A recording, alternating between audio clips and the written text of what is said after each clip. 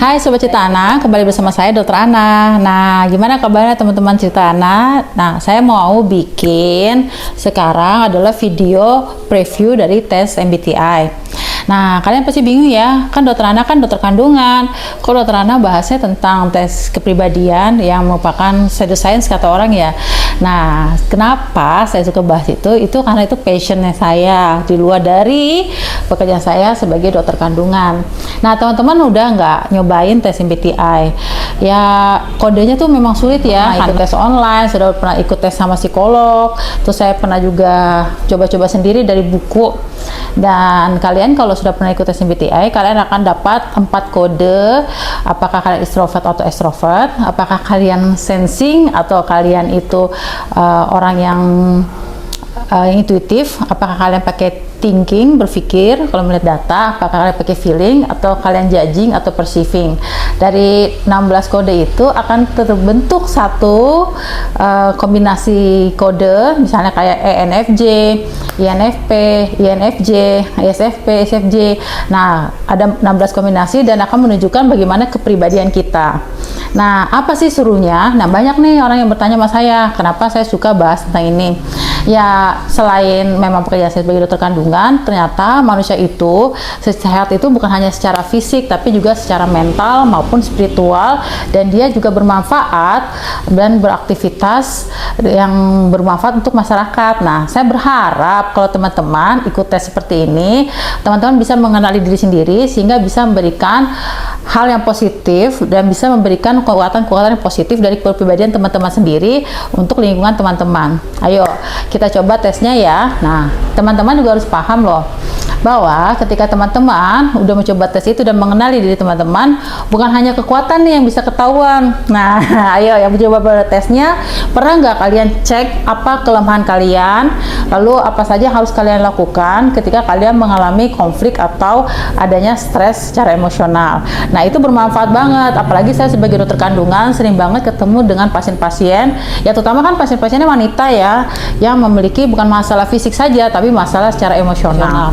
Nah, terlepas dari itu, dari tes kepribadian ini, teman-teman akan dapat kode yang menyatakan kemungkinan teman-teman berkepribadian seperti itu. Saya nyarinya tuh bisa puluhan tahun loh.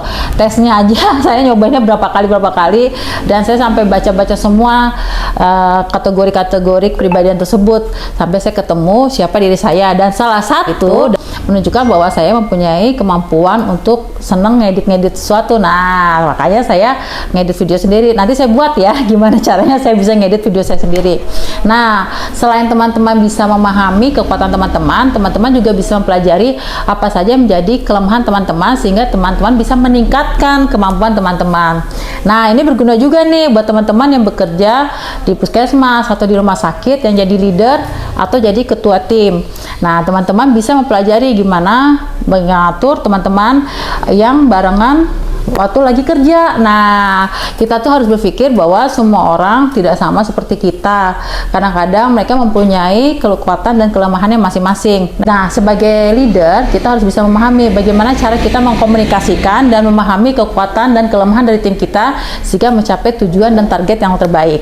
Ayo, dicoba lagi ya. Nah, part pertama yang saya pernah coba dan kemarin saya sempat diskusikan dengan teman-teman bidan di Rumah Sakit Muhammadiyah adalah part membedakan apakah teman-teman seorang introvert atau seorang extrovert.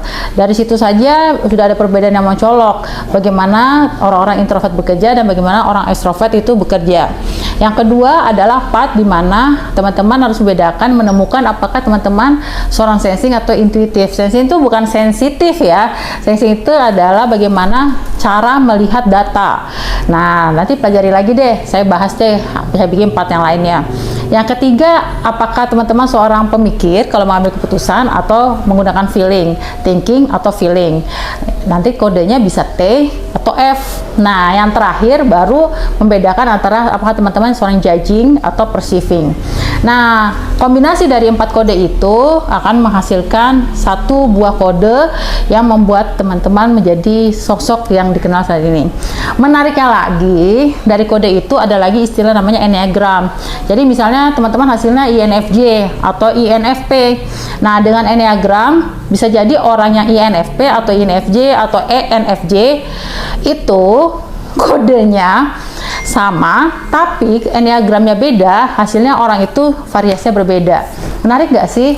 Kan kita sering nih, kita lihat kok orang sama-sama nih, saudaraan, sama-sama kerjanya bareng atau sahabatan, tapi mereka memiliki ketertarikan yang berbeda. Nah, itu sangat penting sebenarnya kita untuk bisa mengenali diri kita sendiri dan mengenali orang lain. Kalau dari teman-teman ada yang tidak tertarik tentang MBTI, itu wajar kok. Ternyata dari 16 kepribadian ini memang cuman ada beberapa MBTI saja yang tertarik. Mau tahu nggak? Ternyata di keluarga saya aja nggak ada yang pernah tes MBTI. Jadi mereka itu tidak suka tes MBTI. Bahkan mereka ketika saya bahas tentang ini, mereka bilang bahas apa sih?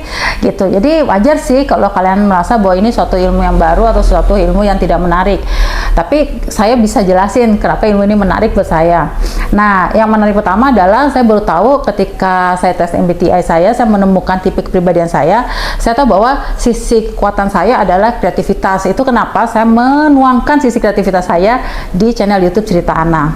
Dan saya ingin teman-teman, siapa tahu yang belum menemukan dirinya sendiri, bisa menemukan sisi lainnya sehingga bisa mengembangkan bakat dan kreativitasnya atau mengembangkan sisi-sisi kecerdasannya sehingga bisa bermanfaat untuk banyak orang. Mau nggak seperti itu?